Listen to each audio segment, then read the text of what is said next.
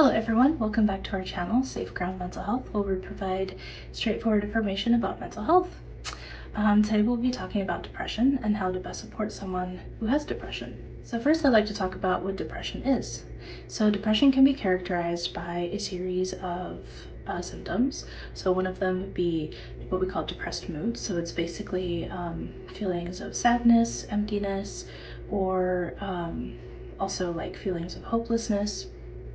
So another symptom can be having a loss of interest in things that people used to enjoy. Another symptom of depression can be any changes in weight. So sometimes people, when they get depressed, they will forget to eat, or sometimes your appetite increases when you have depression.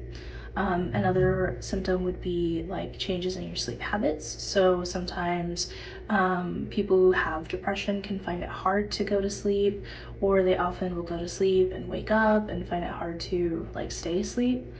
Or on the other end of that, sometimes people will sleep too much or sleep for most of the day because they're just so tired and groggy. Feelings of worthlessness or excessive guilt can also be a symptom of depression. And by excessive guilt, this is mostly like feeling guilty over things that are outside of your control. Sometimes depression can mess with your concentration, and people will feel like really foggy-headed, or like it's hard for them to concentrate, or sometimes like people will be reading and they'll find that they'll read the same sentence like over and over and over and still don't know what they just read.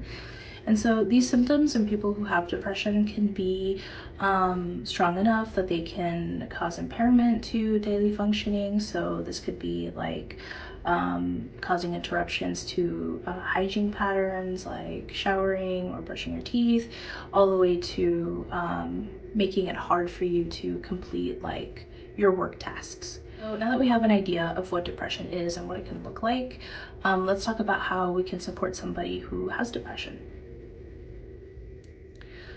So the most important thing is to listen to the person and to be willing to provide emotional support.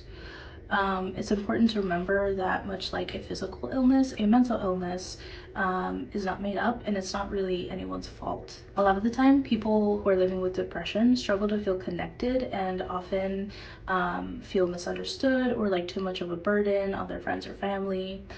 So remaining connected to the person while they're experiencing depression is really crucial.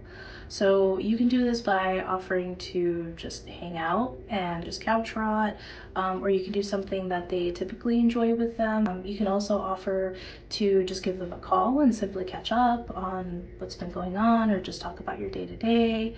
Sometimes even just staying on the line while they're doing other things, even if you're not like necessarily engaged in a conversation, can also feel helpful, because they can feel that someone is at least there and also sharing in that kind of experience with them.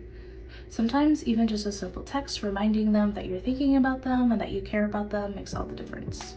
Being able to keep up with daily living tasks such as cleaning around the house, eating, brushing your teeth, showering, and even taking daily medications can be really common. So you can help them simply by being an accountability partner and sending them a gentle reminder about hygiene tasks, or just to take their medication, to drink water. And also plan to come over and help them catch up with laundry or doing the dishes. Even just taking them out for a nice dinner or lunch can be really helpful. Another important and often hard thing to talk about is thoughts of wishing or wanting to be dead, or thoughts of wanting to take your own life.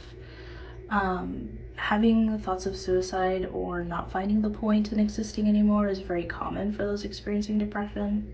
Just because your loved one has depression doesn't necessarily mean that they're going to have these thoughts, but I'm just saying, as somebody who works in a crisis department, I talk about suicide all day, every day, with various clients, so it is very common.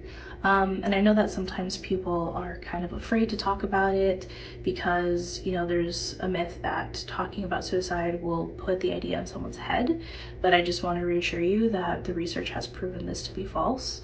And instead, what we find is that people feel connected and supported and are much less likely to attempt.